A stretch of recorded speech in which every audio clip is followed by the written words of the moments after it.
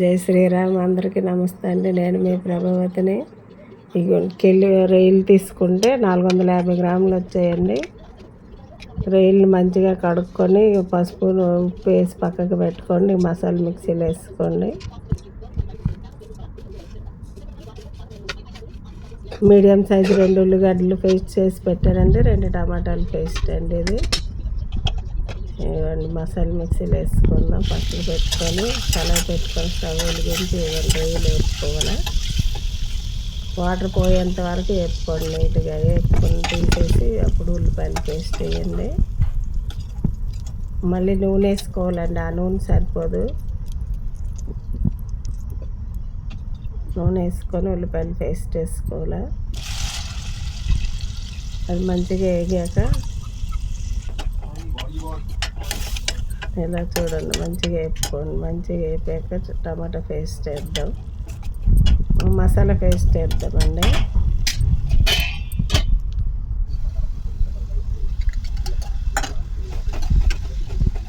Masala paste వేసాక నీట్గా వేగాక ఉప్పు, కారం, పసుపు,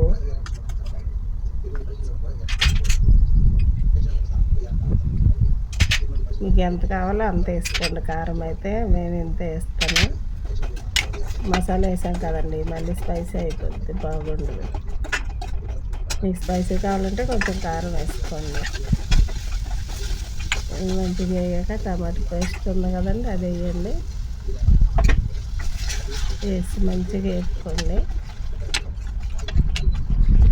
ఆయిల్ బయటకు వచ్చేంత వరకు వేపి మళ్ళీ రొయ్యలు వేసుకుందాం. వేపు పెట్టిన రొయ్యలు ఉన్నాయి కదండి, అవి వేసుకుందాం.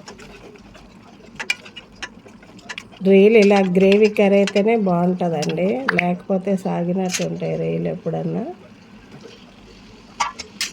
చూడండి, రొయ్యలు వేసుకున్నాక మళ్ళీ కాసేపు ఉంచుదాం. వేగుతాక మసాలా అంతా పడుతుంది రొయ్యలకి. కాసేపు మూత పెట్టండి, ఒక 2 నిమిషాలు.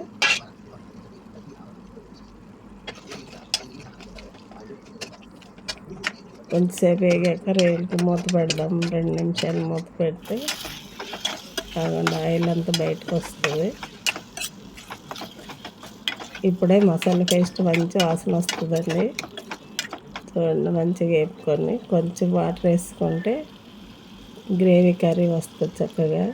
అది మసాలా గిన్నె, మిక్సీ గిన్నెలు కడిగిన వాటర్ అండి, వేస్ట్ ఎందుకని కడిగేస్తున్నా. ఇప్పుడు మూత పెట్టుకుంటే ఒక 5 నిమిషాలు ఉడికించుకుంటే అయిపోద్దండి, కర్రీ రెడీ అవుతుంది. గ్రేవీ ఉండాలండి ఎప్పుడన్నా రొయ్యల కర్రీ. అండ్ అలా ఇగురులో పెట్టుకుంటే బాగుంటుంది.